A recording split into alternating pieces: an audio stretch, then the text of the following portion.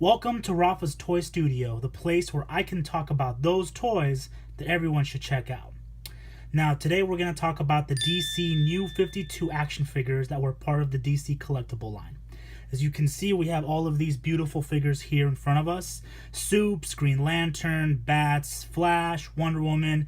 I don't have a Cyborg, so I'm kind of show off my Martian Manhunter from, standard Justice League. And then I got my Pimpin' Aquaman. Now, please remember that I'm not a professional and I'm not really a toy collector. I don't kind of keep them in boxes, keep them packaged away. I believe you should play with your toys. And, these toys have been played with, so let's begin. These figures came out back in 2012 with the DC New 52 event. And they stand approximately 7 inches tall. They have a couple points of articulation. They're highly detailed from looking at Flash's suit or even the texture on Aquaman's chest. They're rich in color, which is pretty sweet. And overall, like I said, they have really good face molds. I mean, just staring at Martian Manhunter for a while will really give you nightmares. The figures are very different from some of the old figures that we used to have, like the DC Universe Classics figures or the DC Signature Collection, which were 6-inch, such as my beautiful Booster Gold right here. As you can see, these toys kind of had a little bit more points of articulation, specifically with the hips moving, and the color is perfectly fine, but what these DC collectibles for part of the New 52 have are not as much movability. Kind of you have the shoulders, you have the elbows, you have the knees, and you have kind of the hips. They can't move this way without breaking the figure. And these are kind of a little bit more detailed as well. I mean, just the detail in Superman, the detail in Hal. They look more like figurine kind of, they could be almost statues, specifically with the amount of detail put into them. And they don't necessarily need the flash of some of these more 6-inch DC Universe Classics figures that, can be utilized to be in a couple more different poses, such as breakdancing or whatever you want to call it, such as Booster Gold here, just taking everybody out. But that's not necessarily a problem because with these figures, it's all about the detail. It's all about the face molds. It's all about the rich color and the great texture. I mean, looking at these new 52 designs, specifically this Batman, I mean, you got a really sick looking Batman. And with these, I mean, it's really good because they're good for both kids and for collectors alike. They really showcase a sense of, okay, they don't need to come with a bunch of extensive hands or different heads. It's just one standard, okay, here's the figure, this is what I have, this is all that I basically need. And they kind of just go around and you can go outside and play with them and they won't necessarily break. They look good and they're not meant to have any crazy gymnastics within them. They're not supposed to bend and shape certain ways, like the Booster Gold. These figures are kind of more standard. I'm going to take a picture, and I'm more of a statuesque type of deal.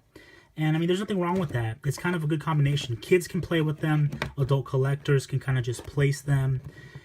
In all ways, they're kind of just here for whoever wants to play with them. That's what they're best for. They can be used for display, or you can ultimately just play with these toys. And I think that's really, really cool. The muscles in Superman are completely unreal. Just look at that. And the paint job, I mean, that blue and that red look really good together. And I especially really like the cape. It moves, and at the same time, it's great for just display. It's a perfect Superman toy. Wonder Woman has a good build. She has her lasso of truth right here. Also very muscular, healthy. She looks fantastic, and she's one of those figures that's utilized very well that can ultimately, kick the most ass because she is very posable, very bendable, and, she can throw down with the rest of them. Now, I really like my Flash. I like the emblem in the middle of the suit, and I like the detail they have with the little lightning bolts all over his body, specifically here and here. But the only thing is, as you can see, with his little head wings, one of them looks like it's about to come off. I think I dropped him one too many times, and so now I have to be more careful with the way that I place him. Martian Manhunter is just, like this John, he's just great. I mean, the color, that green, those ripples, the purple works so well with this design.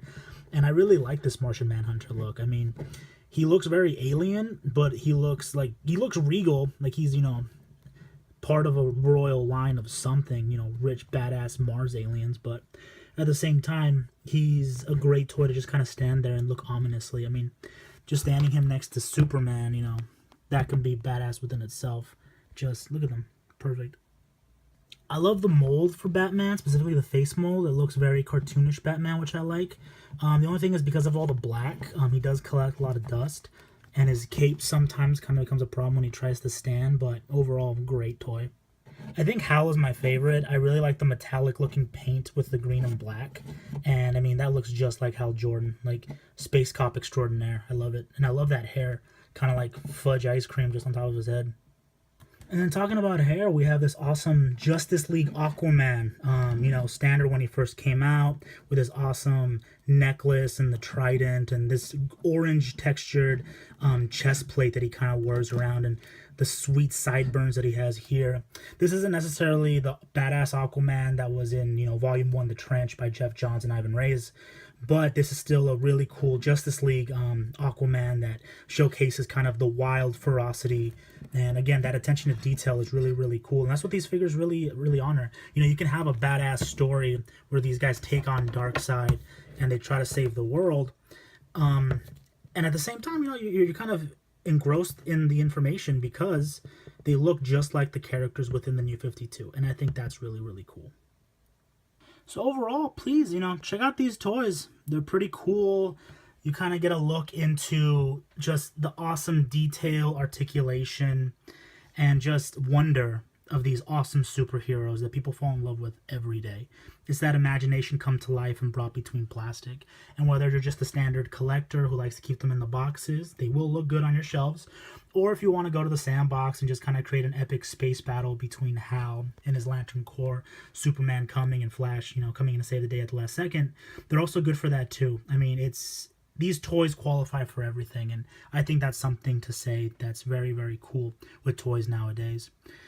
So, you know, that was Rafa's Toy Studio. I hope, you know, you check these toys out if you're interested, and just always remember, enjoy the plastic.